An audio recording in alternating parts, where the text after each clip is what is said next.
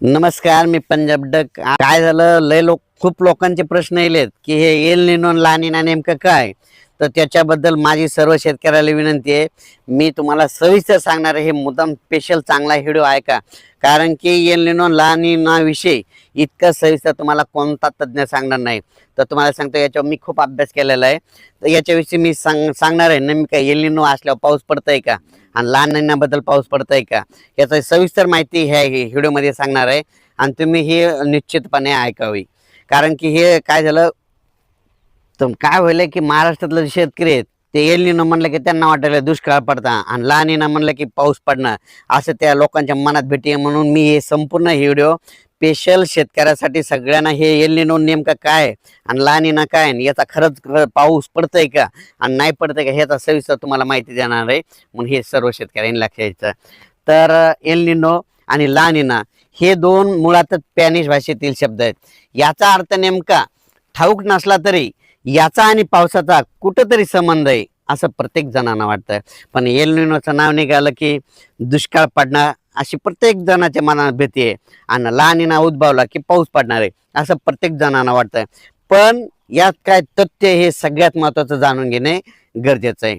म्हणून म्हणतो एल निनोचं शब्दशः मराठीत नाव होतं बाळयेशू. बाळयेशू हे नाव पडण्याचं कारण की एल निनो ख्रिसमसच्या सुमारास उद्भवतो आणि ला निनाचा अर्थ सुकन्या.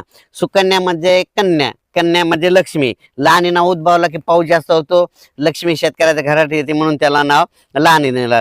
पण ही केवळ घटना नाहीत, नावं नाहीत, तर त्या समुद्रातील आलटून पालटून सुरू राहणाऱ्या दीर्घ अवधीच्या प्रक्रिया आहेत. सोप्या भाषेत सांगायचं झालं तर दक्षिण अमेरिकेमध्ये पेरू देश आहे. पेरू देशाच्या किनाऱ्याच्या पश्चिमेला जो प्रशांत महासागर आहे त्याचं तापमान काय असतं, सरासरी इतकं वाढतं. ही तापमान वाढ हळूहळू प्रशांत महासागराच्या बऱ्याच मोठ्या समुद्रावर पसरते. जेव्हा समुद्राचं तापमान अर्ध्या अंशानं वाढतं तेव्हा सौम्य एल निनो झालं असं जाहीर केलं जातं. ही तापमान वाढ 2 अंशानं वाढली तर त्याला अतितीव्र एल निनो निर्माण झालं जाहीर केलं जातं. मध्यंतरी एल निनो अतितीव्र असा गणला जातो. पण आता हे सगळ्यात महत्वाचं आहे, एल निनो जे प्रबळ होतो ना तो वर्षा अखेरीस म्हणजे ख्रिसमसच्या सुमारास होतो, म्हणजे ज्यावरून त्याला हे नाव एल निनो पडलं.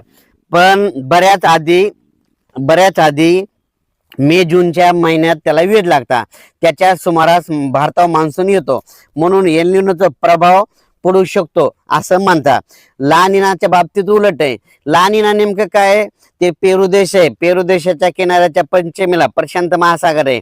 त्या तापमान काय होतं, त्याचं तापमान सरासरी इतकं कमी होतं, त्या समुद्राचं पाणी थंड थंड होत जातं. मग थंड झाल्यानंतर ला निना उद्भवला म्हटलं जातं आणि आपल्या भारतात पाऊस पडतो असं म्हणतात. पण एल निनो आणि ला निना ह्या ज्या दोन गोष्टी आहेत ह्या दरवर्षी नाही तर साधारणपणे 5 ते 7, 10, 15 वर्षात कधीतरी एकदा उद्भवतात. अनेक वर्षी प्रशांत महासागराचं तापमान सरासरी एवढंच राहतं, मग एल निनो नसतं आणि ला निना नसतं. या उलट आता संपूर्ण सांगतो, आता हे सांगितले तुम्हाला एक बाजू, आता या उलट सांगतो. नैऋत्य मान्सून हा न चुकता आपल्या भारतावर येतो तो येतो. मान्सून आणि एल निनो अथवा ला निना याचा सरळ संबंध, घनिष्ठ संबंध लावता येत नाही. एल निनो असो या नसो, दरवर्षी मान्सून आपल्या भारतावर येणार हे नक्कीच आहे. म्हणून भारतीय मान्सूनच्या प्रक्रियेत पाऊस येण्यासाठी उत्तर गोलार्धातील संपूर्ण युरोशिय खंड आणि दक्षिण गोलार्धातील हिंद महासागर याचा सहभाग असतो. म्हणून या विस्तीर्ण प्रदेशातील वातावरणाचा पावसावर फरक पडतो.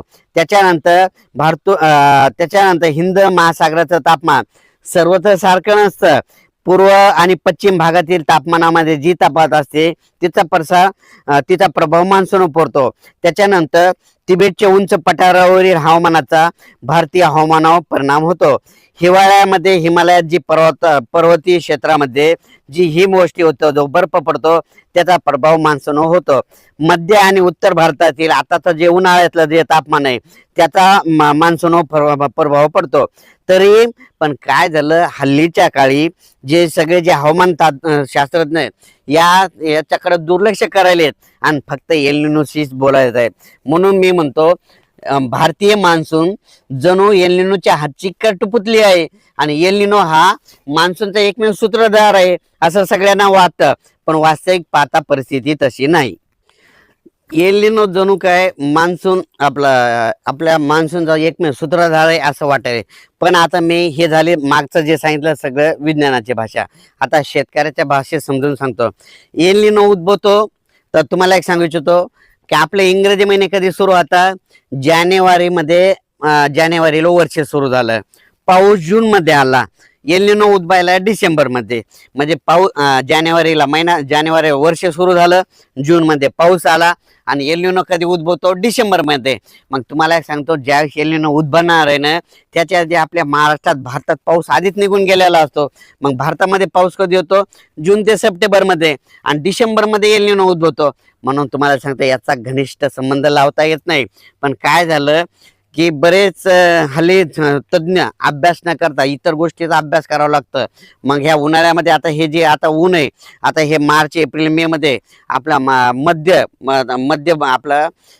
आणि उत्तर, म्हणजे उत्तर भारताकडे ऊन कसं आहे, इकडं मध्यमध्ये कसं ऊन आहे, पश्चिमेकडे कसं ऊन आहे, त्याच्यावर अवलंबून असतं. पण तुम्हाला एक सांगतो, आणखीन परत एक सांगतो, आपला जानेवारीमध्ये वर्ष सुरू होतं, पाऊस जून मध्ये येतो आणि एल निनो कधी उद्भवतो, डिसेंबर मध्ये कधी उद्भवतो, डिसेंबर मध्ये तिथं दक्षिण अमेरिकेमध्ये पेरू देश आहे ना, त्या समुद्राचं पाणी तिथं गरम होतं आणि ते गरम झाल्याच्या नंतर तुम्हाला एक सांगतो वास्तविक पाहता तिथं जर गरम झालं तर तिथं हवेचे कमी दाब तयार होतात आणि त्या भागामध्ये पाऊस पडतो. पण त्या डिसेंबर महिन्यामध्ये आपल्या इकडं थंडी असते, मग इकडलं बाष्प तिकडे जरी गेलं तर त्याचा काही संबंध येत नाही. म्हणून म्हणतो एल निनो असो या नसो, दरवर्षी मान्सून जून मध्ये येतो भारतात. हे गणित वर्ष लिहून ठेवायचं. फक्त काय झालं, पाऊस 4 महिने, थंडी 4 महिने, उन्हाळा 4 महिने, हे झाले 3 ऋतू. पण ह्या काय झालं, वाढत्या तापमानामुळं, ग्लोबल वॉर्मिंगमुळं निसर्ग 22 दिवस पुढे सरकला, थंडी 22 दिवस पुढे सरकली, उन्हाळा 22 दिवस पुढे सरकला. लहान मुलाला जर विचारलं ना पाऊस कधी येतो तो म्हणतो 7 जूनला येतो. पण आता यापुढे एक गोष्ट लक्षात घ्या, 7 जूनला येतो ना, हे ऊन तापल्यामुळे, हे निसर्गाच्या वाढत्या तापमानामुळे काय झालं, 22 दिवस पुढे सरकाला. मग त्या 7 जून मध्ये 22 मिसळा. दरवर्षी कधी महाराष्ट्रात पाऊस येणार, आता यापुढे माझी म्हणणं आहे कोणालाच विचारायचं नाही, मला सुद्धा विचारायचं नाही. त्या 7 जून मध्ये काय करा, 22 मिसळा, म्हणजे जवळपास दरवर्षी जूनच्या शेवटच्या आठवड्यात महाराष्ट्रात मान्सूनचा पाऊस येणार, हे वर्षानुवर्षातच लिहून ठेवा. तर बऱ्याच शेतकऱ्याचा पुन्हा एक प्रश्न आलता, तर ते म्हटलं की आतापर्यंत आपल्या महाराष्ट्रात गारपीट होत नव्हती आणि आता या 2020 पासून कशी व्हायली. तर तुम्हाला एक सांगतो, त्याचा एक सविस्तर आज खुलासा करून टाकतो. तर तुम्हाला एक सांगू इच्छितो, आतापर्यंत काय व्हायचं, म्हणजे जानेवारी फेब्रुवारी मार्च महिन्यामध्ये आपल्या इकडे इतकं ऊन कधीच तापत नव्हतं. पण काय झालं, 2020च्या नंतर हे ऊन या ठिकाणी